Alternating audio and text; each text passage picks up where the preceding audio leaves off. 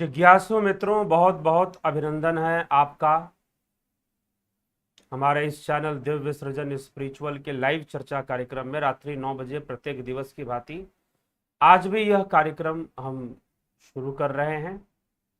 और आप सभी के समक्ष आज का जो विषय है, मांडुक्य उपनिषद का विषय, ओम ब्रह्म के 4 पाद और 3 मात्राएं की चर्चा मांडुक्य उपनिषद में मिलती है। और मांडुक्य कारिका में फिर उसकी कुछ व्याख्या भी मिलती है संस्कृत में ही, जो कि योगी गौड़पाद के द्वारा किया गया है। तो अंत में उसको भी थोड़ा लिया जाएगा। वैसे कारिका के ऊपर तो चर्चा आगे चलेगी ही चलेगी। तो इन श्लोकों को हम लेंगे। और आज जैसा कि विदित है, पहले ही मैंने लिख दिया था कि प्रतीक्षा थोड़ी करनी पड़ेगी, और आज आपको थोड़ी प्रतीक्षा करनी पड़ी। थोड़ा विलंब हुआ लाइव सेशन शुरू करने में, लगभग 20 मिनट का विलंब। ठीक है, तो इस विलंब के पीछे कारण है। कारण क्या है? कई कारण है।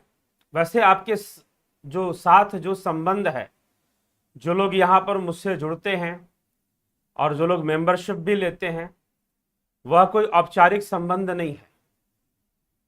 ठीक है, हाँ ठीक है, सोशल मीडिया के माध्यम से ही है, लेकिन औपचारिक नहीं है। कई लोग अपने बारे में बताते हैं और कई बार वह बहुत कुछ उनको बताया जाता है सहयोग के रूप में। कई चीज़ों से संबंधित, अपने जीवन से संबंधित भी लोग प्रश्न करते हैं। तो आजकल जो माहौल चल रहा है, आज विलंब होने का जो कारण है, मैं बहुत कुछ शब्दों में समय लेकर आपको बता देता हूं कि थोड़ी सी कुछ प्रसन्नता भी है कि एक मेरी बहन है, बड़ी है मुझसे, दीदी लगती है मेरी, कोरोना से ग्रसित थी। बीच में लगा कि मामला कुछ ज़्यादा बिगड़ सकता है, लेकिन ऐसा कुछ हुआ नहीं। और अब स्वस्थ हैं, ठीक हैं, कोरोना नेगेटिव हो चुकी हैं। तो आज ही थी, एडमिट तो उनको नहीं होना पड़ा, लेकिन फिर भी काफ़ी तकलीफ कष्ट शरीर में आ गया था, जैसा कि चेस्ट पेन वगैरह कोरोना में आ जाता है। जिनकी उम्र 45-50 के आसपास पहुंच गई हो, उनको थोड़ी दिक्कत हो जाती है। लेकिन अगर पहले से सावधान हो तो फिर वो भी दिक्कत नहीं होती। अगर कोरोना हो जाए और पहले से सावधान रहे हो तो वह दिक्कत भी उतनी नहीं आती है। इसलिए precaution is better than cure. पहले से सावधान रहिए। अगर कोरोना बहुत अधिक फैल रहा है देश में और बहुत अधिक उसका फैलाव हो पा रहा है, तो इसका अवश्य ही एक कारण है कि आप पूर्व से प्रिकॉशन नहीं ले रहे हैं, पहले से आप सावधान नहीं रह रहे हैं। ठीक। अब और दूसरी बात कि जैसा कि मैंने वीडियो बनाकर ही बताया कि आप कहीं ना कहीं बहकावे में आ जाते हैं, तो उन बहकावों से बचें, अपनी सुरक्षा पहले करें। हर मामले में अपनी सुरक्षा पहले करें। तो यह आपको देखना पड़ेगा, समझना पड़ेगा। तो इसीलिए एक तो यह कारण बन गया, और चारों तरफ से जो माहौल है देश के भीतर आप देख ही रहे हैं, कोरोना का एक अलग माहौल है। फिर बंगाल में जो हिंसा लगातार चलते जा रही है, बढ़ते जा रही है, उसका एक अलग माहौल है। तो उसकी भी कई खबरें, पहले तो भाई नाम की बात थी, उसके बाद मैंने खुद पता कर कर कई लोगों का फोन किया, कई लोगों का फोन आया।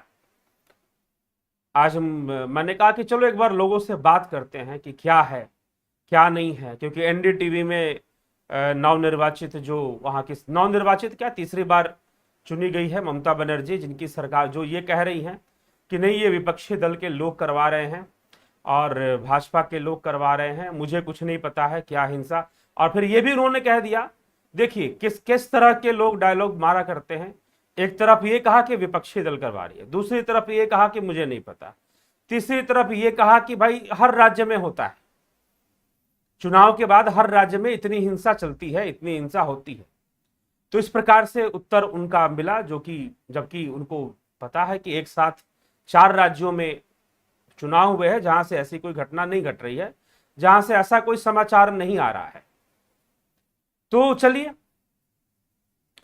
तो उस चक्कर में भी कई लोगों से मैंने फिर लिया। वीडियो के अंत में थोड़ा सा बताऊंगा कि लोगों ने क्या क्या मुझे बताया है।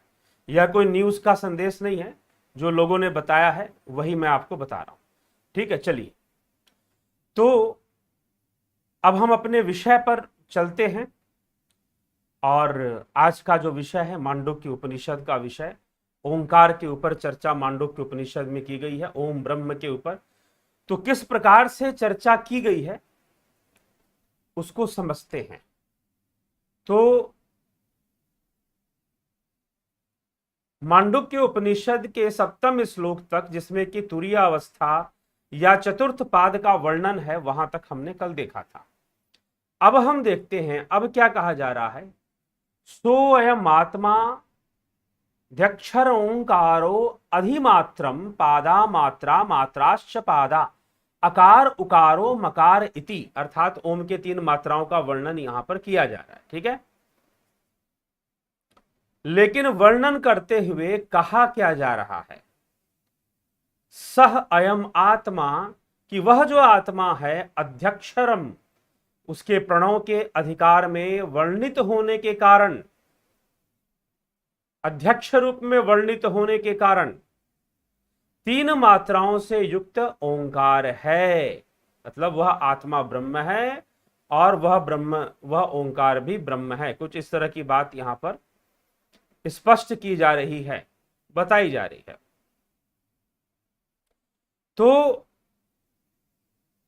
ओंकार है, सोऽयम् आत्मा अधिमात्रम ओंकार आकार उकार मकार इति मात्रा पादा, अर्थात ये 3 पाद है, ये तीनों मात्राएं 3 पाद हैं, ये भी कहा जा रहा है। देखिए अब 3 बातों को कनेक्ट किया जा रहा है। मुंडको उपनिषद में भी मात्राओं, प्रश्नोपनिषद में भी ओम के ऊपर थोड़ी बहुत चर्चा आई थी, लेकिन इसमें अब कनेक्ट किया जा रहा है कि यह जो 3 मात्राएं हैं अकार उकार और मकार, यह तीनों मात्राएं 3 पादों के लिए हैं। कौन कौन से 3 पाद? वैश्वानर रूपी जागृत अवस्था रूपी पाद, तेजस स्वप्न अवस्था रूपी पाद, प्राज्ञ सुषुप्ति अवस्था रूपी पाद, ये तीनों हैं। और जो चतुर्थ पाद है वो अमात्रा है। अमात्रा मतलब वह मात्राओं में नहीं आता, क्योंकि वह निराकार, उसके लिए मात्राएं निश्चित नहीं की जा सकती हैं। ठीक है, तो यह विषय यहां पर स्पष्ट किया जा रहा है। तो वह आत्मा, अब यहां पर एक और चीज कनेक्ट किया गया कि सोऽयम् आत्मा, कि वह जो आत्मा है प्रणव के अधिकार में, प्रकरण में वर्णित होने के कारण 3 मात्राओं से युक्त ओंकार है। प्रणव के अधिकार में, प्रणव का तात्पर्य अर्थात अध्यक्षरम, उसको उसके वाचक के रूप में अध्यक्षरम होने के कारण अधिमात्रम, 3 मात्राओं से युक्त ओंकार है। उस आत्मा को ही कहा जा रहा है कि वह ओंकार भी है। लेकिन बहुत पहले ही मैंने बताया गया कि जब भी ऐसी बात की जाती है ओंकार के विषय में, तो ध्यान रखिएगा, यह मुंह से उच्चारण करने वाला ओंकार भी नहीं है, और यह बोर्ड पे लिखे जाने वाला ओंकार भी नहीं है। जो आप लिखते हो वो दोनों ही सांकेतिक हैं। मुख से जिसे ओंकार कहा जा रहा है वह भी सांकेतिक है, और जो कलम से, पेंसिल से आप लिख दिया करते हो वह भी सांकेतिक ओम ही है। 3 मात्राओं के, उसमें 3 लकीरें आती है, एक इधर से, फिर एक नीचे से, फिर एक ऊपर से, ऐसे बनती है। तो 3 लकीरें इस प्रकार से आकर एक जगह पर मिलती हैं, तो वह किसका प्रतीक है? ब्रह्म का, इस संपूर्ण जगत का, वैश्वानर, तीनों अवस्थाओं का वो प्रतीक है। ओमकार के चिन्ह के अंदर, ओमकार जो संकेत रूप में हम लिखते हैं, ठीक है, मुख से जो बोलते हैं वह भी वाणी का संकेत है। लेकिन वास्तव में जो प्रणव साधना है, प्रणव साधना, क्या है? सोहंग स्मृति वृत्ति अखंडा दीप शिखा सोई परम प्रचंडा, ऐसे कहीं पर लिखा हुआ है मानस के अंदर, और भी कई जगहों पर लिखा है प्रणव व शब्द ब्रह्म। इसलिए ओम ओम करना कोई प्रणव साधना नहीं है, यह ध्यान रखिएगा। मुख से अगर आप ओम ओम ओम करते हैं, कुछ लोग ऐसा जप करते हैं माला लेकर या चाहे जैसे भी, हाँ, जप का अपना एक विज्ञान जरूर है। लेकिन अगर आप प्रणव की साधना करते हैं तो यह ओम ओम मुख से कहते रहना प्रणव साधना नहीं है। बस मैं इतना ही कह रहा हूं। तो इसीलिए इस बात का ध्यान रखें, प्रणव साधना क्या है। अब ये कोई ऐसा छोटा विषय नहीं है कि 2-4 मिनट में आपको करवा दूं, क्योंकि प्रैक्टिकल नहीं होगा तो समझ में भी नहीं आएगा। तो जरूर इसका प्रयास करें। जिन लोगों ने ज्वाइन किया है वो अवश्य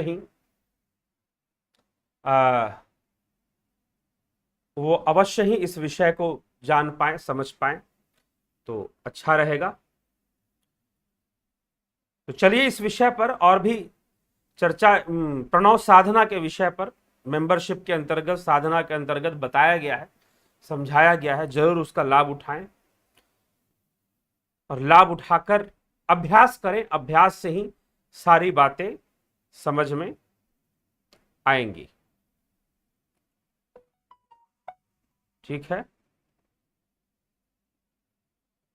तो ये कुछ समस्याएं हैं। मैंने सोचा कि ये मोबाइल फोन है, इसको थोड़ा सा फ्लाइट मोड पर डाल दिया जाए तो ये डिस्टर्ब नहीं करेगा। चलिए, तो इस प्रणव की ही चर्चा, यहां पर ओंकार की चर्चा की जा रही है। क्या कहा जा रहा है, आइए देखते हैं 9वें श्लोक में क्या कहते हैं। जागृतो स्थानो वैश्वानरो अकारः प्रथमा मात्रा अप्तिरादि मत्वा द्वाप्नोति हवै सर्वां कामानादिश्च भवति य एवं वेद। ठीक, यह एवं वेद अर्थात इस श्लोक का अर्थ क्या होगा। प्रथमा, ओंकार की पहली मात्रा अकार ही समस्त जगत के नामों में अर्थात शब्द मात्र में व्याप्त होने के कारण, ओंकार की पहली मात्रा क्या है, अकार है। तो समस्त जगत के नामों में यह व्याप्त है, अर्थात कि हम जो कुछ भी लिखते हैं, पढ़ते हैं, उसमें अकार की मात्रा होती ही है। देखिए, बातों को कहां सूक्ष्मता के स्तर पर ले जाकर बताने का प्रयास है। जो भी आप लिखते पढ़ते हो उसमें आकार की मात्रा होती ही है। व्याप्त होने के कारण, वह आदित्वाद आदि वाला होने के कारण, जगत की भांति स्थूल जगत रूप शरीर वाला वैश्वानर नामक पहला पाद है। क्योंकि वैश्वानर नामक जो पाद है वो इंद्रिय जगत है। इस शारीरिक इंद्रियों से, बाह्य इंद्रियों से जो हम देखते हैं वही तो वैश्वानर है। उसी को यहां पर वैश्वानर कहा जा रहा है। वह ब्रह्म का वैश्वानर स्वरूप है। जो इस प्रकार जानता है वह अवश्य ही संपूर्ण भोगों को प्राप्त कर लेता है और सबका आदि भी बन जाता है। आदि भवती, इस प्रकार से भी समझाया गया। अब आगे 10वें श्लोक में अकार की व्याख्या इस प्रकार से की थी कि अकार जो है यह वैश्वानर रूपी पद है। स्वप्नास्थानस तेजस उकारो द्वितीया मातृत्कर्षा दुभ्यत्वाद्वो उत्कर्षति ह वै ज्ञान संतति समानश्च भवति नास्या ब्रह्मविद कुले भवति य एवं वेद।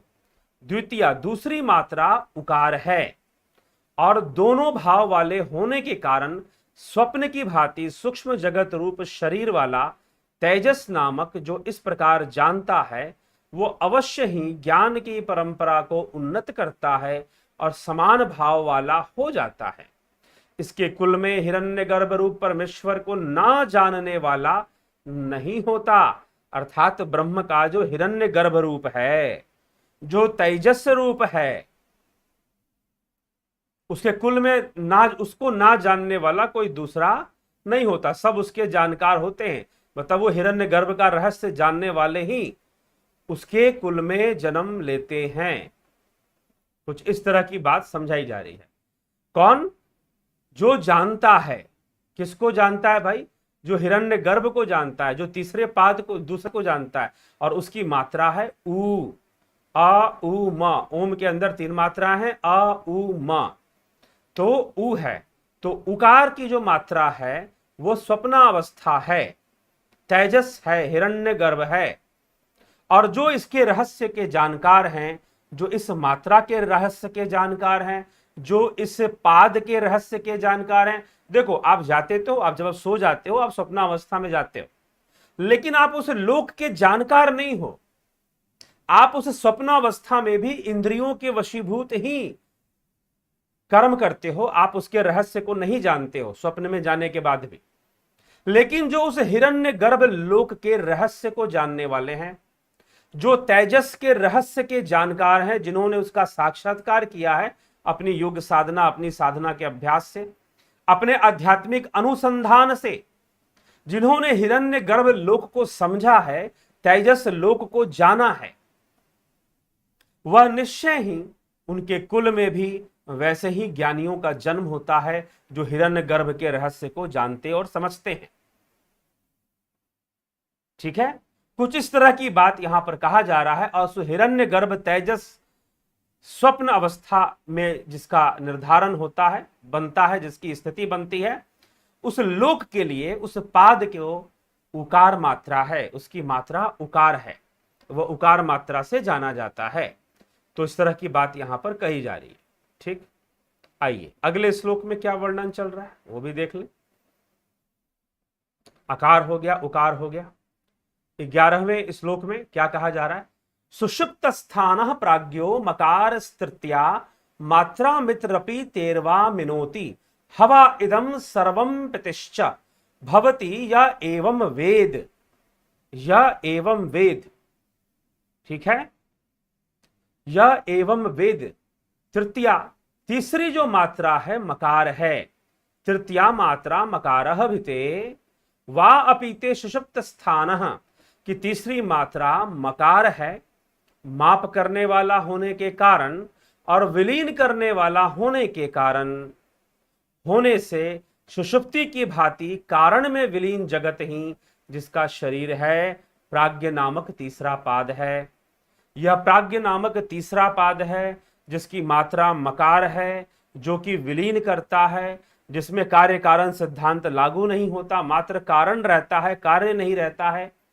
कारण रहता है इसीलिए कार्य को होना पड़ता है, और जैसे ही कार्य होता है तो स्वप्नावस्था आ जाती है, तेजस अवस्था आ जाती है, हिरण्य गर्भ भगवान ब्रह्म का हिरण्य गर्भ अवस्था में हम पहुंच जाते हैं, और फिर वहां से ब्रह्म के वैश्वानर अवस्था में हम पहुंच जाते हैं जागकर। ठीक है, शरीर में जागृति जब आएगी तो वैश्वानर अवस्था आ गई। तो इस प्रकार से कारण होने के कारण कार्य निश्चित हो जाता है, इसलिए वहीं से वही बंधन है, जीवत्व का बंधन, मूल बंधन कारण शरीर है, ना कि सूक्ष्म और स्थूल। तो कारण शरीर बंध कर रहता है।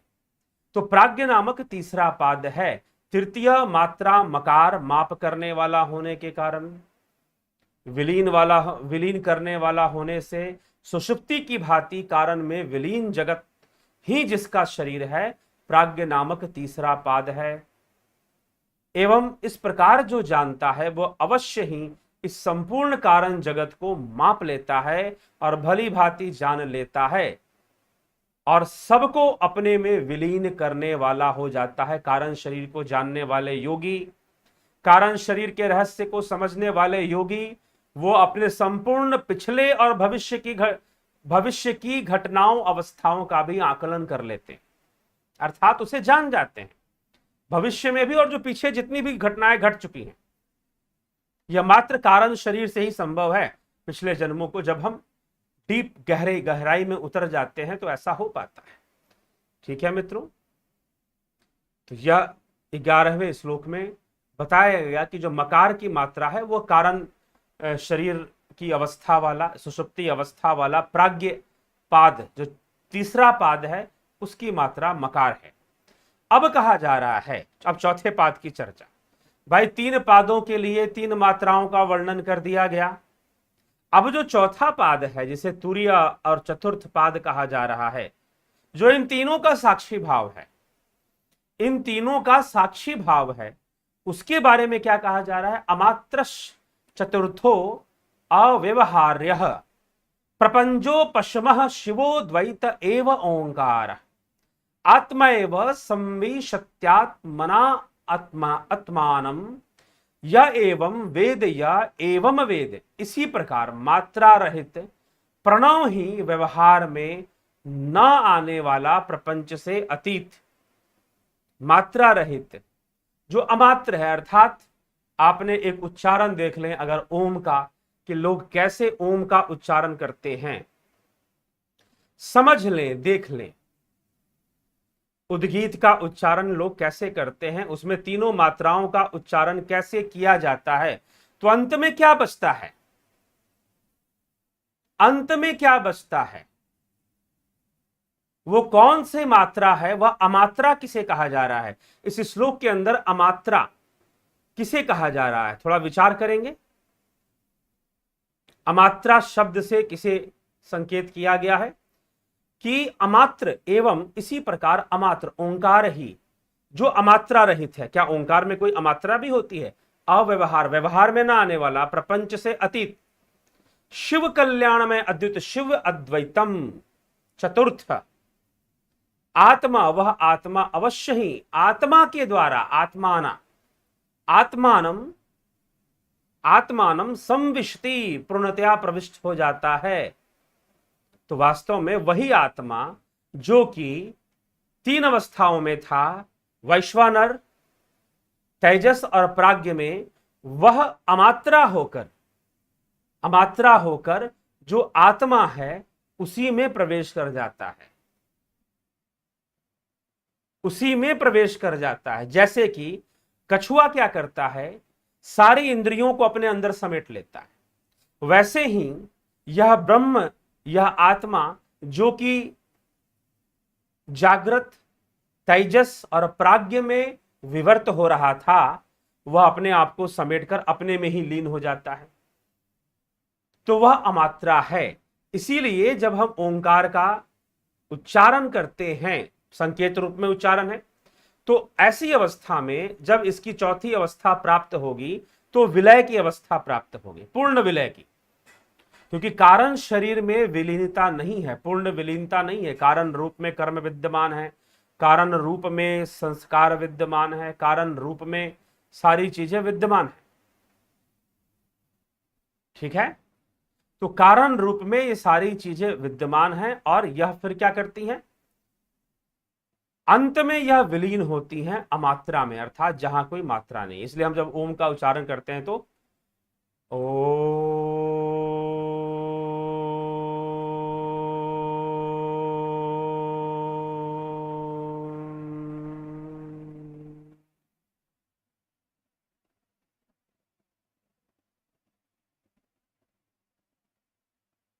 अंत में क्या हुआ, तीनों मात्राएं रुक गई। कुछ देर के लिए आप ऐसी अवस्था में भी आ जाएंगे, जो निरंतर उद्गीत का अभ्यास करते होंगे वो जानते होंगे, कोई मात्रा अंत में नहीं रहती। ओम के संपूर्ण उच्चारण में हम ओम के द्वारा सारी श्वास, ओम का उच्चारण करते सारी हवा बाहर निकाल देते हैं और शांत हो जाते हैं। कुछ सेकंड के लिए हम श्वास भी नहीं लेते हैं, रुक जाते हैं। वहां कोई अंत में हूं की उच्चारण रहता है मां के उच्चारण में, और वो भी समाप्त हो जाता है, अमात्रा हो जाती है सब कुछ। तो संकेत रूप में यह ओम के उच्चारण का जो आखिरी अंश है यह अमात्रा है। यह क्या है, अमात्रा है, यह मात्रा नहीं है, यही चतुष्पाद है।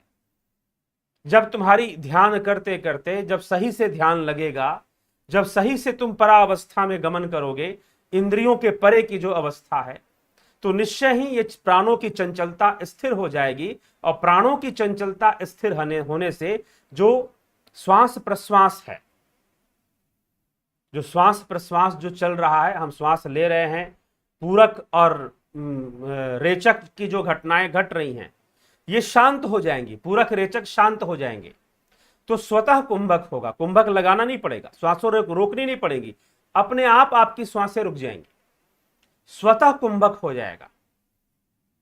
उसी से चतुष्पाद की उपलब्धि होती है, स्वतः कुंभक, जो अपने आप कुंभक लगने वाला है ध्यान की अवस्था में, उसी से चतुष्पाद की उपलब्धि होती है। तो वही चतुर्थ मात्रा है, ठीक है। इसलिए अभ्यास करना पड़ेगा, उस चौथे पाद तक पहुंचने के लिए साधना करनी पड़ेगी, ठीक है। तो इस प्रकार से इसको समझना पड़ेगा। तो इस प्रकार से उसके बारे में, अमात्रा के बारे में, इन 12 श्लोक हो गए। यह अद्वैत का मत है कि सारी अवस्थाएं उस एक अवस्था में विलीन हो जाती है। बाकी जो 3 अवस्थाएं हैं वो वास्तव में सत्य नहीं है। वह जो चौथी अवस्था है वही पूर्ण रूपेण सत्य है, क्योंकि बाकी अवस्थाएं वह विवर्त हैं, मैनिफेस्टेशन है, वह आत्मा का मैनिफेस्टेशन है। बाकी की 3 अवस्थाएं, कारण शरीर, सूक्ष्म शरीर और स्थूल शरीर, जागृत अवस्था, स्वप्न अवस्था और सुषुप्ति अवस्था, वैश्वानर, तेजस और प्राज्ञ, इन 3 पादों का जो वर्णन मिलता है, यह 3 पाद उस एक पाद में लीन होते हैं, उसमें विलीन होते हैं, जिसे तुरिया कहा गया, जिसे चौथा पाद कहा गया, जिसे चतुर्थ पाद कहा गया। ठीक है, सही से अगर उद्गीत का भी अभ्यास करेंगे तो आपको महसूस होना शुरू हो जाएगा। आपका सारा कंसंट्रेशन कहां होना चाहिए? अब मैं आपको चलो जाते जाते कुछ टेक्निक में बता देता हूं। ये टेक्निक वहां भी बताई गई है, हमारे मेंबरशिप में भी जो लोग कोर्स ज्वाइन करते हैं वहां भी बताई गई है। आप ओम का, उद्गीत का अभ्यास करें। हल्की सी गर्दन को ऊपर रखें, श्वास भर लें, ओ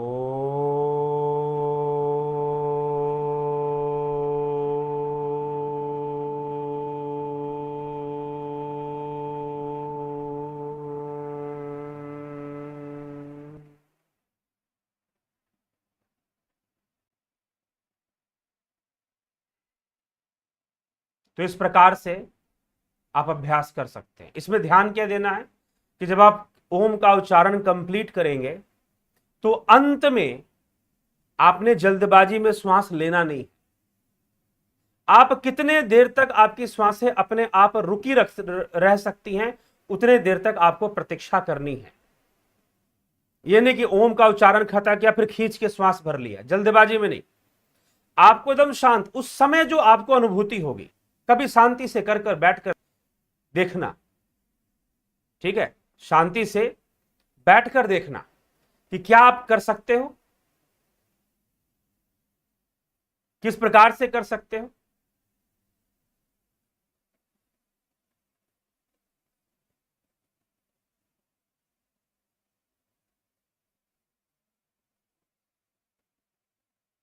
थोड़ा सा व्यवधान चल रहा है इंटरनेट का।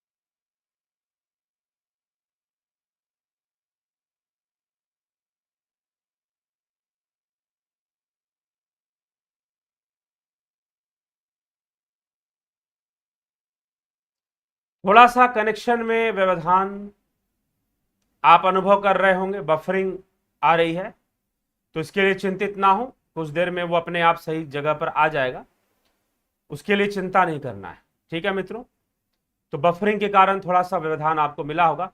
तो इस प्रकार से अगर आप ओम का उच्चारण करते हैं, इस प्रकार से अगर आप ओम का अभ्यास करते हैं, पूरी श्वास भर लें, मुख से ओम का उच्चारण करते हुए अंतिम मात्रा तक जो मकार है वहां तक जाएं, वो हुंकार में परिवर्तित हो जाएगा, और फिर रोक दें। जब आप रोक देंगे तो आपने क्या करना है, जल्दबाजी में फिर श्वास नहीं लेना है, इंतजार करना है, प्रतीक्षा करना है कि आप कब तक उसे रोके हुए रख सकते हैं। वो अंतराल आपको बहुत शांति महसूस होगी। उस आखिरी चरण में आपको सबसे ज्यादा शांति महसूस होगी, उस आखिरी चरण में ही आपको सबसे अधिक शांति मिलेगी। आपको निर्विचार, जैसे कि हाँ सारा दिमाग जैसे शांत हो गया है, सारे विचार गायब हो गए हैं, आपको ऐसा लगेगा उस अंतिम अवस्था में जब आप ओम का उच्चारण करेंगे और लंबा करते हुए मुख से श्वास छोड़ते हुए ओम का उच्चारण करते हुए अंत में मकार पर जब आप एंड करेंगे तो उस समय आपको यह बहुत ही अच्छा शांति का अनुभव, और जैसे कि विचार रुक गए, कम हो गए, आपको ऐसा अनुभव होगा। ठीक है मित्रों, तो यह है, थोड़ा सा व्यवधान आया था बीच में, कोई बात नहीं, अब आगे चलते हैं। चल रहा है सब कुछ सही से चल रहा है लाइव, अभी कोई ना आए तो आप निश्चय ही कमेंट कर दिया करें कि हाँ बफरिंग आ रहा है या साउंड नहीं क्लियर आ रहा है, बता दिया करें। तो इस प्रकार से आप करें, हो सके तो आप मेरे साथ करिए। मैं फिर से दोबारा करता हूं, आप मेरे साथ ओम का उच्चारण करिए अभी, और श्वास भरिए, और श्वास भरकर ओम का जो है आप अभ्यास करें। श्वास भरने के बाद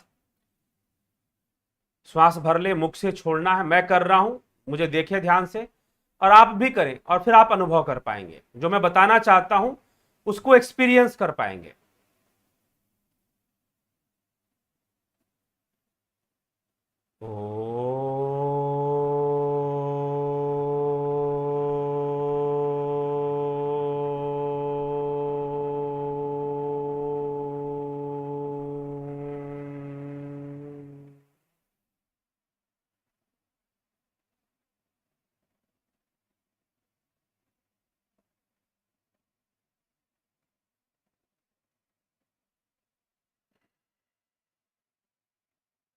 तो जो लास्ट का पार्ट है ना, वो बड़ा शांति देने वाला है। ओम का उच्चारण जैसे कंप्लीट होता है, रुक जाओ, तुरंत से श्वास मत खींचो, ठहर जाओ और उसको पूरा अनुभव करो, पूरा अनुभव करो उसको। इतना अभ्यास तो कर ही सकते हैं। ठीक है, मेंबरशिप ज्वाइन करके कोर्स कर ले तो और भी अच्छी बात, लेकिन आज जो मैं बता रहा हूं उतना उसको, उसमें जल्दबाजी नहीं करना। मकार की मात्रा खत्म होते ही रुकना है। श्वासें भी कुछ देर के लिए रुक जाएंगी, श्वास खींचकर फिर दोबारा कुछ देर बाद लेना है।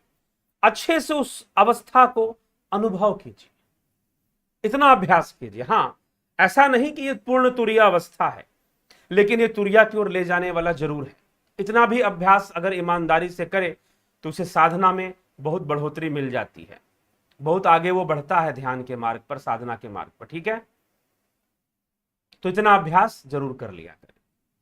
ठीक है मित्रों, तो यही है।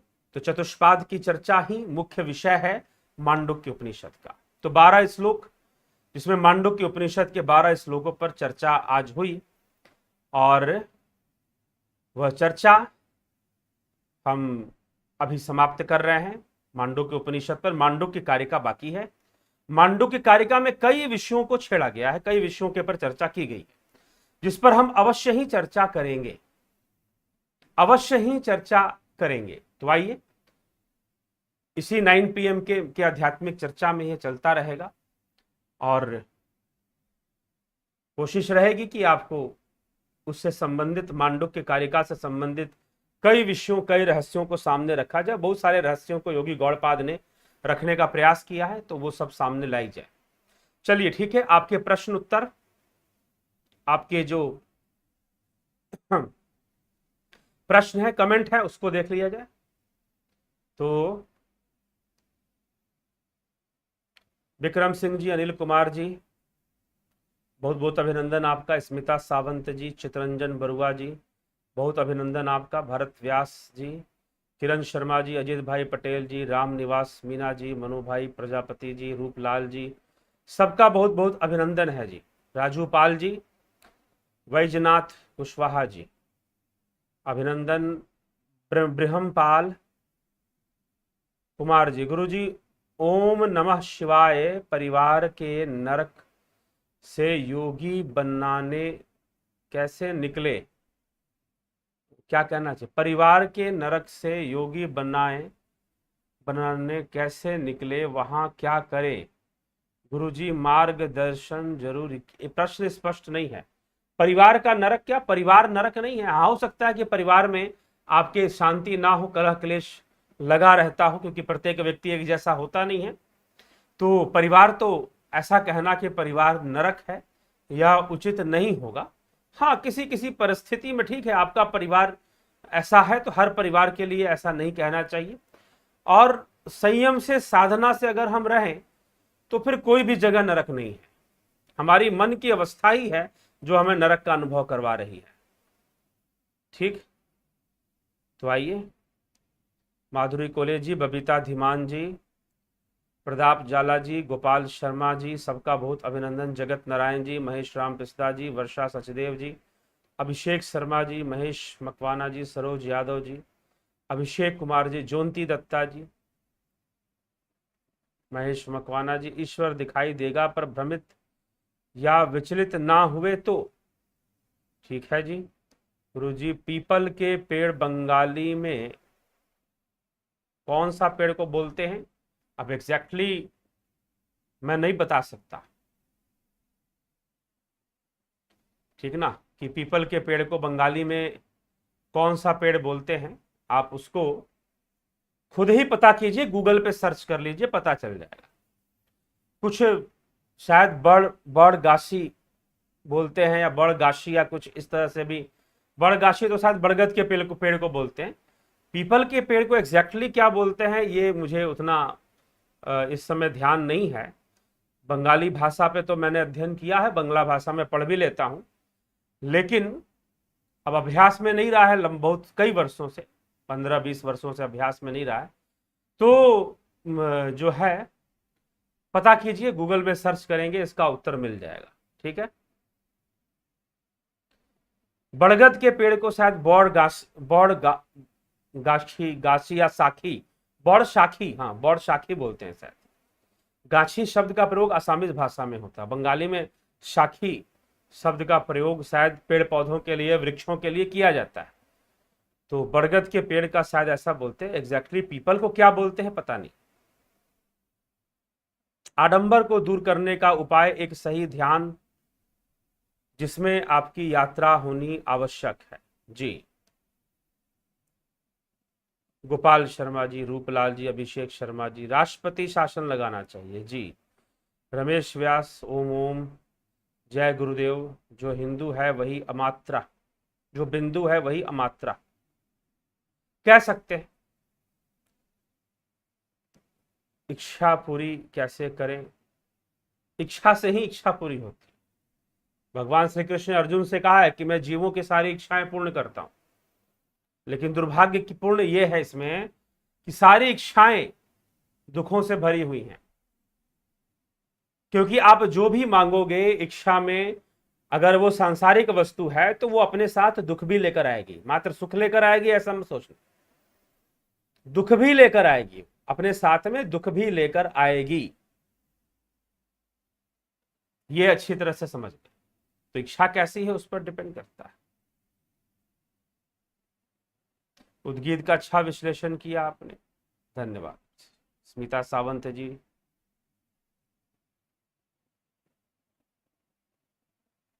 मां का उच्चारण समाप्त होने के बाद, जी नहीं, ऐसा तो मैंने अभी फिलहाल नहीं कहा कि खेचरी मुद्रा लगानी है, ऐसा तो मैंने कहा ही नहीं। बस रुकना है, ठहरना है, इंतजार करना, दूसरी श्वास लेने में थोड़ा प्रतीक्षा करना है। उस अंतराल में बहुत अच्छा महसूस होगा आपको। ठीक है। हालांकि कोर्सेस के अंदर जो प्रणव साधना की जो विधियां हैं वो और भी गूढ़ हैं।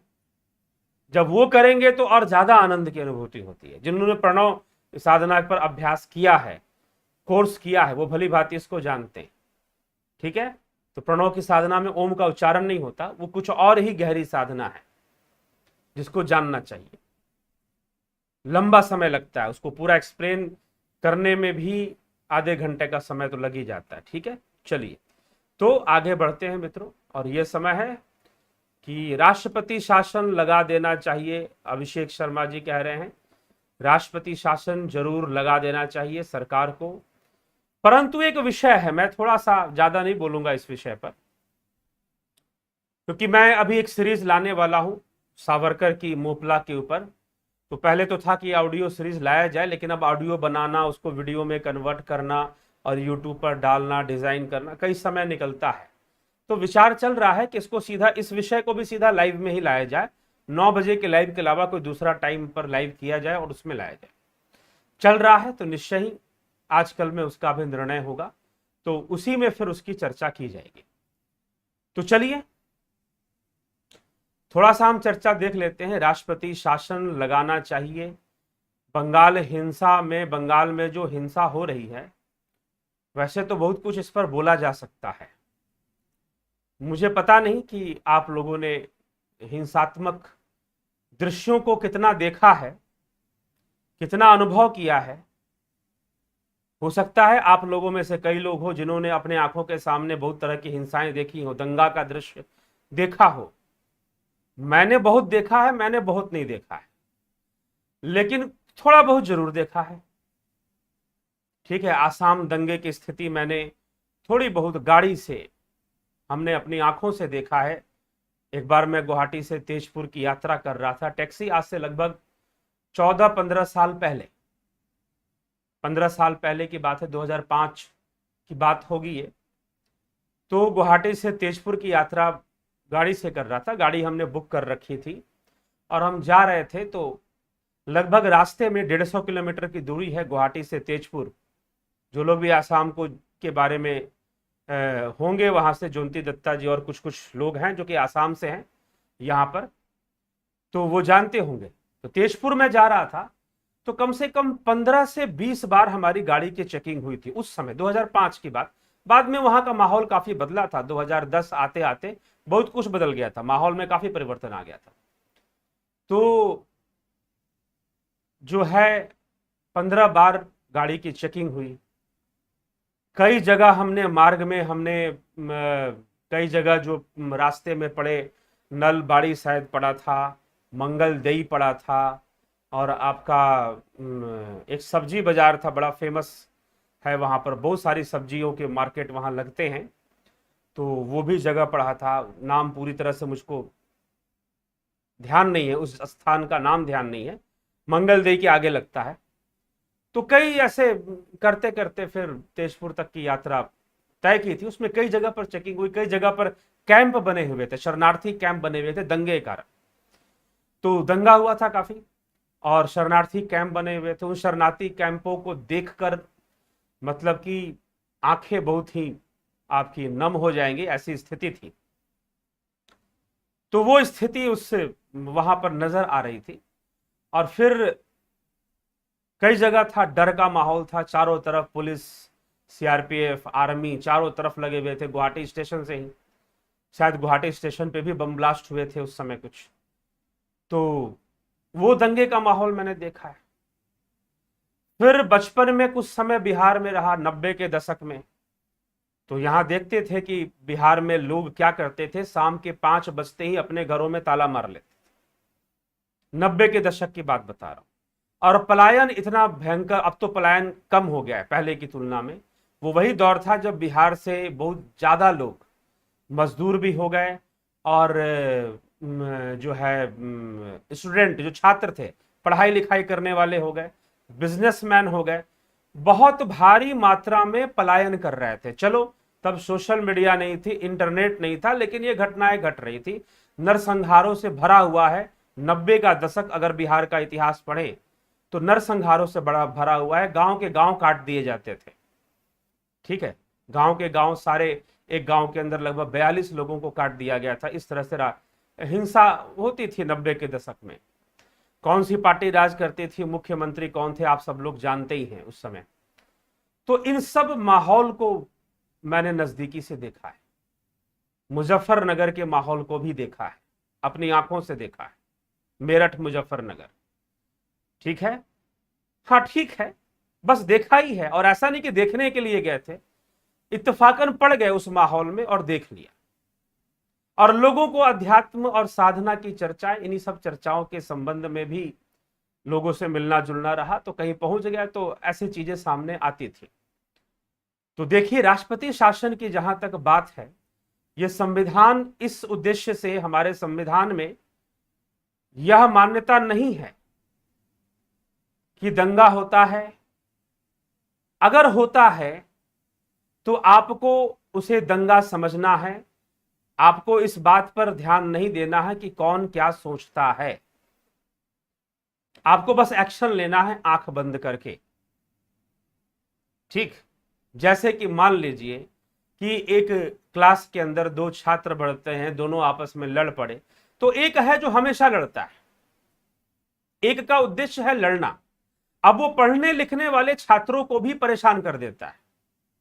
तो स्कूल ने ये कानून बनाया कि भाई तुमको ये नहीं देखना है कि कौन क्या करता है, जो भी लड़ रहा है बस उसको सजा दे दो।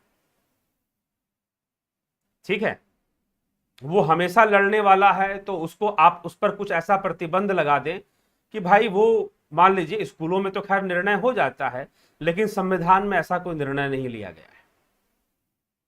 ठीक है, तो हमारे देश का जो संविधान है वो ऐसी चीजों को मान्यता नहीं देता है, लेकिन हर देश का ऐसा संविधान नहीं है जहां पर कोई बात साफ साफ लिखी जा रही है, कही जा रही है और उनके नेताओं के द्वारा उस मान्यता को रखा जा रहा है, तो उसको आपको मानना ही पड़ेगा। तो संवैधानिक रूप से उसकी स्वीकृति नहीं है, और जब उसकी स्वीकृति नहीं है तो संवैधानिक निर्णय लेना आसान नहीं होता है। जो आप कह रहे हैं कि राष्ट्रपति शासन लगा देना चाहिए, बिल्कुल लगा देना चाहिए, सरकार उसके लिए प्रयासरत है। क्योंकि नहीं लगा सकती है, क्यों नहीं लगा सकती है? तुरंत से नहीं लगा सकती है, जल्दी से नहीं लगा सकती, क्योंकि अगर जल्दी से लगाती है, क्योंकि नवनिर्वाचित सरकार ममता बनर्जी की है, अगर केंद्र सरकार राष्ट्रपति शासन थोपती है तो क्या होगा? ममता बनर्जी सुप्रीम कोर्ट में केस करेंगी। केस क्या करेंगी कि मुझे मौका नहीं दिया गया, अभी चुनाव हुआ है, मैंने अभी अपनी कुर्सी भी नहीं संभाली है और मुझे बिना मौका दिए राष्ट्रपति शासन लगा दिया गया। पहला अधिकार राज्य सरकार को दिया जाता है कि आप हिंसा को रोकिए, लेकिन दुर्भाग्यपूर्ण है कि राज्य सरकार ही हिंसा करवा रही है, तो फिर क्या किया जाए? अब आप सोच रहे होंगे कि भाई पहले मैंने बिहार की बात की, आसाम के दंगों की बात की, और फिर ये बंगाल, क्यों ये सब चीजें जुड़ रही है? इसलिए जुड़ रही हैं क्योंकि ये चीजें यहां पर भी, बिहार में भी हुई है, यूपी में भी हुई है, कुछ राज्यों में और अलग ढंग से हुई हैं कि भाई कुछ ऐसा करो कि जो लोग आपको वोट देने वाले नहीं हैं वो राज्य छोड़कर भाग जाए। कुछ ऐसा करो। तो भाई कास्टिज्म पे तो वोट चलता था, आपको पता ही है, यूपी बिहार के अंदर जो अभी राजनीतियां बदली हैं, अभी माहौल बदले हैं, लेकिन पहले के माहौल पूरी जातिवादक माहौल थे। तो उन जाति के लोगों को टारगेट कर कर इतना परेशान कर दो कि वह बिहार छोड़ के भाग जाएं, वो कहीं चले जाएं, और जो हमें वोट देने वाले हैं वही रहें। और फिर बाद में जब और चीजें बदल गई, पता चला कि लक्ष्य कुछ और है, तो तथाकथित नेताजी के जाति के लोगों ने ही उनका विरोध शुरू कर दिया। लक्ष्य तो कुछ और ही था। ठीक है, उनका सबसे बड़ा हथियार अभी कोरोना से मर गया, जिसको शहाबुद्दीन कहा जाता है। तो लक्ष्य कुछ और था, क्योंकि पैसा और हथियार जहां से आते हैं, भाई जिनकी, जो इतने गरीब हैं, रोटी खाने के लिए नहीं है, उनके पास AK-47 कहां से आ जाएगा? उनके पास राइफलें कहां से आ जाएंगी? खाने के लिए रोटी नहीं है, फिर राइफल कहां से खरीद लेते? खाना ही खरीद लेते, इससे बढ़िया। ठीक है, लेकिन आ जाती हैं क्योंकि सब विदेशी षड्यंत्र है, फॉरेन कॉन्स्पिरेसीज है, वहां से पैसे आते हैं, वहां से हथियार भी आते हैं। तो ये एक और लोग जुड़े हुए हैं जो इन सब NGO चलाने वाले, और कई लोग जो ये सब मुहैया कराते हैं, सपोर्ट करते हैं, सहायता करते हैं ऐसे मूवमेंट्स को। तो ये सारी कई कुचक्र चलता है। तो ममता बंगाल की सरकार को मौका दिया गया है 256 वार्निंग आर्टिकल 256 के अंतर्गत केंद्र सरकार के द्वारा चेतावनी देते हुए उनसे 135 घटनाओं, लूट मार की, हत्या की, बलात्कार की, ऐसी 135 घटनाओं का हिसाब केंद्र सरकार ने राज्य सरकार से मांग दिया है। उनको 256 आर्टिकल 256 के तहत उन पर कार्रवाई कर दी जा चुकी है, उसमें चेतावनी दी जा चुकी है। अगर 10 दिन 15 दिन जितना भी समय दिया गया हो, उसके अंतर्गत अगर राज्य सरकार संतोषजनक उत्तर नहीं देती है तो 356 लगाकर राष्ट्रपति शासन लग जाएगा। परंतु क्या मात्र यही उपाय है? क्या मात्र यही उपाय है क्या? तो मात्र यही उपाय नहीं है।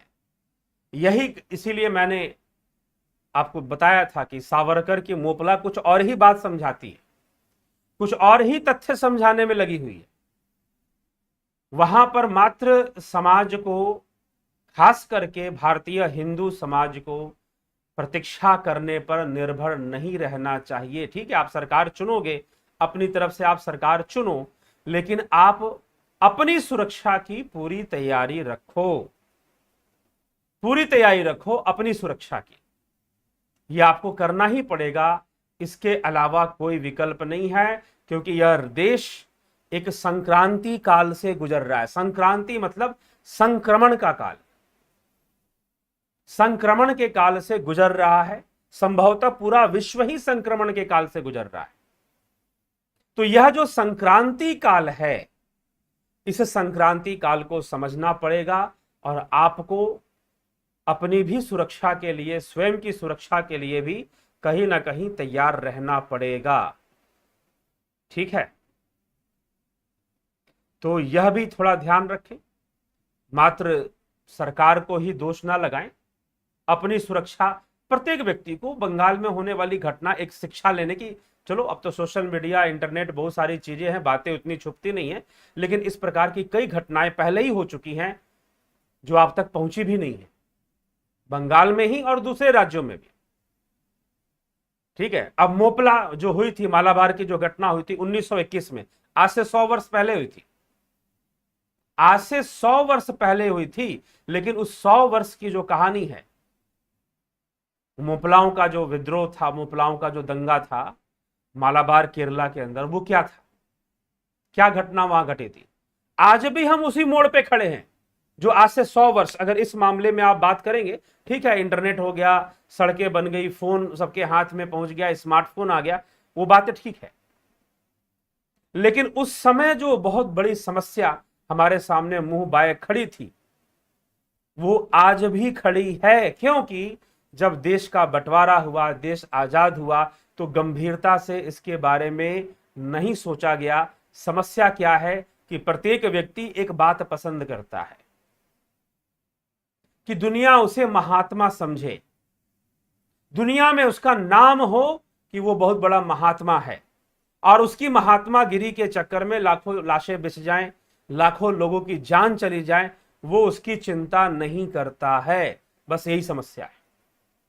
ये महात्मा गिरी का नशा जिसे चढ़ जाता है ना, इसीलिए तो मैं कहता हूं, लो मैं तुम्हें साधना बता रहा हूं, तुम साधना सीखो, जो भी आध्यात्मिकता मैं प्रदान कर सकता हूं मैं आपको अवश्य करने का प्रयास करूंगा, लेकिन मैं उस बीमारी से ग्रसित नहीं हूं जहां पर कोई स्वयं को गुरु पद पर आसीन करना स्वयं ही करना चाहता है। आप मुझे गुरु जी कहते हो, नहीं कहते हो, ठीक है, वो आपकी मर्जी है। मैं, कोई कहता भी है तो मैं उसे मना नहीं करता, कोई नहीं भी कहता है तो मैं उसे कहने के लिए कहता नहीं। तो आप कहते हो, नहीं कहते हो, बहुत अच्छी बात है, परंतु क्या है कि यह बीमारी है, यह एक रोग है। जब आपको महात्मा बनने का रोग लग जाता है, अपनी पैर पूजा करवाने का रोग लग जाता है, और यह समस्या लग जाती है, तो ऐसे लोग जिनको स्वयं को महात्मा बनने का, और पूरी दुनिया में लोग मुझे मान रहे हैं, मेरे ऊपर किताबें लिख रहे हैं, मुझे अवार्ड दे रहे हैं, तो क्या मैं अपनी आंखें बंद कर लूं सारी समस्याओं से? बस यही भारत में होता रहा, और एक नरसंहार नहीं, अनेकों नरसंहार हुए, लेकिन कहानी बस एक ही सुनाई गई कि दे दी हमें आजादी बिना खड़ग बिना ढाल, और कुछ बताने की कोशिश नहीं की गई, और कुछ बताने की कोशिश नहीं की गई, सारी बातों पे पर्दा डाल दिया गया, और पर्दा डालने का प्रयास लगातार चलता रहा, लगातार चलता रहा। ठीक है, तो अब वो समय नहीं है कि आप पर्दा डालें, नहीं तो पता नहीं, अगर आप मध्यम वर्गीय परिवार से हैं, साधारण परिवार से हैं, कब आपका परिवार किसी घटना का शिकार हो जाए, कभी ना हो।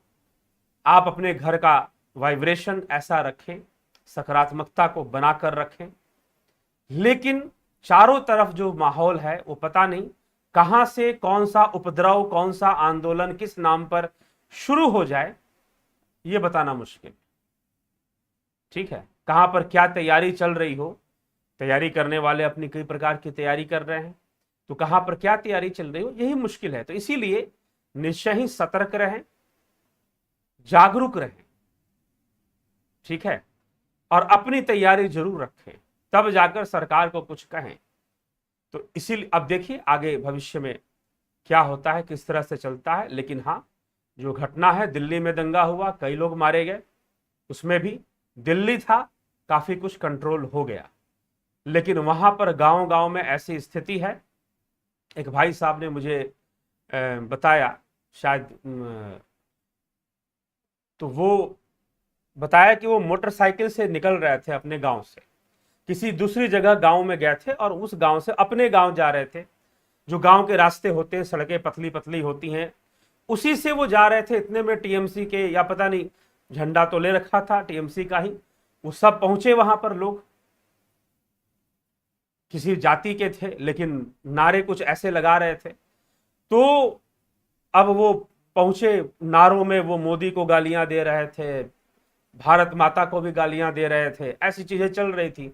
उनको दौड़ा दिया। अचानक उनकी मोटरसाइकिल बंद हो गई। 2 मिनट के लगा कि अब तो मैं गया। मोटरसाइकिल उन्होंने छोड़ी और दौड़े वहां से, मोटरसाइकिल में उनकी आग लगा दी गई। तो पहले मैं भी सोच रहा था कि कुछ लोगों ने कहा कि नहीं, पुरानी फोटोएं भेजी जा रही है, पुरानी फोटोएं भेजी जा रही है इसमें। फिर मैंने फोन भी किया, एक और बंधु को फोन किया, उन्होंने बताया कि हमारे गांव में आकर तोड़फोड़ किया है, मेरी गाड़ी को तोड़ दिया है, और गांव के बाहर अपने लोगों को बिठा के रखा है कि कोई खेतों में नहीं जाएगा, अगर कोई काम करेगा, खेतों में जाएगा, तो हम उसको मारेंगे। तो इस प्रकार से भी किया जा रहा है। तो पहले भी बंगाल के इतिहास में पहले भी थोड़ी बहुत ऐसी घटनाएं, लेकिन इस बार बहुत व्यापक रूप में लगभग हर डिस्ट्रिक्ट में ही घटनाएं हो रही हैं, हर जगह ही हो रही हैं। तो सतर्क होने की जरूरत है, अपने आप को ऐसी अवस्थाओं के लिए तैयार रखने की जरूरत है, क्योंकि आत्मरक्षा तो करनी ही पड़ती है, ठीक है। कृष्ण ने भी तभी कहा, जब कृष्ण ने कहा दुर्योधन से कि भाई 5 गांव दे दे, तू आधा राज्य नहीं देगा, बस दे दो, केवल 5 ग्राम रखो, अपनी धरती तमाम हम वही खुशी से खाएंगे, परिजन पर असी ना उठाएंगे। दुर्योधन वो भी दे न सका, आशीष समाज की ले न सका। 5 गांव छोड़ दीजिए, दुर्योधन ने कहा कि सुई की नोक के बराबर भूमि, सुई की नोक के बराबर भूमि भी चाहिए तो युद्ध करना पड़ेगा। जीवित भी रहना चाहते हो तो युद्ध करना पड़ेगा। तो दुर्योधन ने कोई मार्ग ही नहीं छोड़ा पांडवों के लिए कि भाई बिना युद्ध किए मैं तुम्हें जिंदा भी रहने नहीं दूंगा, और जब तुम्हें मारने के लिए आऊंगा तुम्हें लड़ना ही पड़ेगा, और मैं अकेले तो आऊंगा नहीं, तुम्हें घेर की पूरी तैयारी से मारूंगा। भाई क्यों मैं अकेले आऊंगा, अकेले तो मुझसे लड़ ही सकते हो। तो अंत में इस प्रकार की स्थिति बन गई, ठीक है। तो चलिए, तो जागरूक होना पड़ेगा, लोगों को अपना सजग होना पड़ेगा। नहीं जागरूक होंगे, नहीं अपने प्रति सजग होंगे, तब तक जो है ये समस्या का समाधान नहीं, ठीक। गुरुजी, ममता को खत्म नहीं किया तो आगे बहुत कुछ होने वाले हैं, बहुत कुछ होने वाले हैं, चाहे जो भी है। जागरूक तो लोगों को ही होना पड़ेगा ना। सरकार तो अपने संवैधानिक तरीके से काम, हाँ, अब कोई ऐसी सरकार आए, कोई देश में ऐसा नेतृत्व आगे बढ़े जो पूरे संविधान में ही परिवर्तन ले आए, तो बहुत अच्छी बात है। उन संविधान की जो कमजोरियां हैं उसे खत्म की जाए। अंग्रेजों के 1861, 1865, 1870 के जो कानून चल रहे हैं उनमें उनको खत्म किया जाए। नए परिस्थितियों के अनुसार, नए समाज में नई परिस्थितियों के अनुसार नया संविधान बनाया जाए, ठीक है, तो बहुत ही अच्छा होगा। अन्यथा जयंती दत्ता जी या चाहे जो भी है, अपनी तैयारी जरूर आपको रखनी ही पड़ेगी, कोई उपाय नहीं है, क्योंकि एक संक्रांति काल चल रहा है। तो उसकी, उस समस्या को, उस अवस्था को, कहीं भी कुछ भी हो सकता है, यूपी में कभी भी कुछ भी हो सकता है, ठीक है। कहीं भी पता नहीं कौन सी तैयारी इन लोगों ने कर रखी और किस नाम पर। मुद्दा कोई छोटा सा होगा और उस नाम पर आपको क्या लगता है मोपला विद्रोह क्यों हुआ था, खिलाफत आंदोलन, बस। आपको तो इतिहास में पढ़ाया गया खिलाफत आंदोलन अंग्रेजों के विरुद्ध किया गया था, आपको पढ़ाया गया कि खिलाफत आंदोलन अंग्रेजों के विरुद्ध किया गया था, लेकिन खिलाफत आंदोलन के नाम पर पूरे मालाबार क्षेत्र को हिंदू विहीन कर दिया गया। मोपला मुसलमानों ने हिंदू विहीन कर दिया। एक सिंगल हिंदू परिवार छोड़ दीजिए, सिंगल हिंदू व्यक्ति नहीं बचा था उस विद्रोह में, उस घटना में। तो इसीलिए, और क्यों नहीं बचा था, बहुत बड़ा कारण था। तो जब वीर सावरकर ने इसके ऊपर अपनी उपन्यास लिखी तो उन्होंने सर्वप्रथम जो कमियां हिंदू समाज में थी उसी को उजागर किया। उन्होंने कहा कि भाई वो तो जैसे हैं वैसे हैं। अरे भाई अभी कोरोना फैला हुआ है, कोरोना क्यों फैल रहा है? आपने प्रिकॉशन नहीं लिया, सीधी सी बात है। मैंने पहले भी, आप दिल्ली में सबसे ज्यादा असर क्यों? क्योंकि दिल्ली वालों ने कोरोना को सबसे ज्यादा मजाक समझा। कोई मास्क नहीं, भीड़ भाड़ वाले एरिया में घूम रहे हैं, ठीक है, और कोई मास्क नहीं पहन रहा, कोई सोशल डिस्टेंसिंग मेंटेन नहीं कर रहा, गुटखा पान खाकर इधर उधर थूके जा रहे हैं कोरोना काल में। अरे कुछ कुछ कोरोना नहीं होता। देखो किसान लगे हुए आंदोलन कर रहे हैं, कौन वहां मास्क पहना है? मुझे ऐसे लोग मिले उस समय, मैंने क्यों किसान आंदोलन को पॉइंट किया। एक व्यक्ति मुझे कहा कि, उन्होंने व्हाट्सएप कहा कि आप तो किसान आंदोलन को जिम्मेदार बता रहे हैं, लेकिन किसान आंदोलन के समय कोरोना नहीं फैल रहा था। मैंने कहा किसान आंदोलन कब हुआ था? 2019 में हुआ था क्या? तो दिल्ली में जब ये किसान आंदोलन हुआ तो दिल्ली की जनता, उस समय दिल्ली के लोग बोल रहे थे, अरे इतने किसान बैठे हुए, किसको कोरोना पकड़ रहा है? किसी को कोरोना नहीं हो रहा है। देखो दिल्ली वालों ने समझा ही यही। ऊपर से भाई लॉकडाउन का बहुत विरोध हुआ कुछ मीडिया चैनलों, न्यूज चैनल के द्वारा। आपने प्रिकॉशन नहीं लिया, आपने प्रिकॉशन नहीं लिया। बस यहां पर भी वही बात है, प्रिकॉशन ले लीजिए। ऐसी घटनाएं जो बंगाल में घट रही हैं इस समय, वो अलग अलग क्षेत्रों में पिछले 100 सालों से थोड़ी बहुत घटती हुई आई हैं। ऐसी बात नहीं कि नहीं घटती हुई आई हैं, घटती हुई आई हैं भाई। इसीलिए आपको इसके लिए, जैसे कोरोना से बचने के लिए, कोरोना से लड़ने के लिए आपको नियमित रूप से मास्क पहनना है, सोशल डिस्टेंसिंग मेंटेन करना है। आप स्टीम ले रहे हो, स्टीम ले रहे हो, स्टीम लेने का फायदा बहुत होता है। अगर कोरोना आ भी गया ना गले में, अगर स्टीम गरम गरम उसको मिलेगा ना, तो जितनी तेजी से वो वृद्धि करेगा ना, अपना मल्टीप्लाई करेगा, अपनी जनसंख्या बढ़ाएगा, वो कर नहीं पाएगा। फिर उसमें उसकी थोड़ी रुकावट आएगी उसको। आप गार्गिल कर रहे हैं, गले को साफ रख रहे हैं, काढ़ा पी रहे हैं, आप इम्यूनिटी पावर बढ़ा रहे हैं, आप ये सारी तैयारियां कोरोना से लड़ने के लिए आप कर रहे हैं ना। तो उसी प्रकार से जब पता है, आपको पता है, उसके बारे में सोचना ही नहीं है। सावरकर ने अपनी मोपला में ही समझाया कि उस पक्ष से आप कोई उम्मीद ही मत करो, मानवता की कोई उम्मीद रखो ही मत। जहां उम्मीद रखोगे सिर्फ धोखा मिलेगा और कुछ नहीं मिलेगा। तो इसीलिए अपनी पूरी तैयारी आपको करनी ही पड़ेगी। अब इस समय एक संक्रांति काल चल रहा है, कहां पर कौन सा उपद्रव किस रूप में शुरू किया जाएगा वो बताना मुश्किल है, ठीक। तो इस पर भी आप ध्यान दें, अपनी तैयारी रखें। और बंगाल के लोग हों, चाहे आसाम के लोग हों, बिहार कहीं के भी लोग हों, यूपी के लोग हों, यूपी में काफ़ी सेंसिटिव माहौल है अंदर अंदर, तो यूपी के लोग हों, कहीं के भी लोग हों, वो निश्चय ही अपने आप को सतर्क, चौकन्ना रखें। कब कहां से कौन सा उपद्रव शुरू किया जाएगा बताना मुश्किल है। तो ठीक है, इशारा काफी है समझदार के लिए। तो चलिए, जब चर्चाएं करेंगे मोपला विद्रोह पर तो निश्चय ही और भी कई चर्चाएं उसमें जुड़ जाएंगी। तो मैंने खुद दृश्य देखे हैं ऐसे, इसलिए मैं आपको सजग करना एक कर्तव्य बन जाता है, एक दायित्व बन जाता है कि भाई इस विषय पर अगर चुप रहा जाए तो चुप रहने से कोई समाधान निकलने वाला नहीं। आप भी मत चुप रहिए, सोशल मीडिया पे आप कुछ लिख सकते हैं, बोल सकते हैं, बैठिए मत, बैठिए मत, लिखिए, बोलिए स्वच्छंद होकर सोशल मीडिया पर इस घटना के विरोध में, ठीक।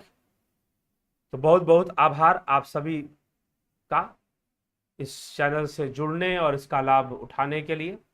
आपको लगता है कि निश्चय ही इसमें जानकारी मिलती है तो अवश्य आप इसको शेयर भी किया करें, जन कल्याण का ध्यान रखते हुए। बहुत बहुत आभार।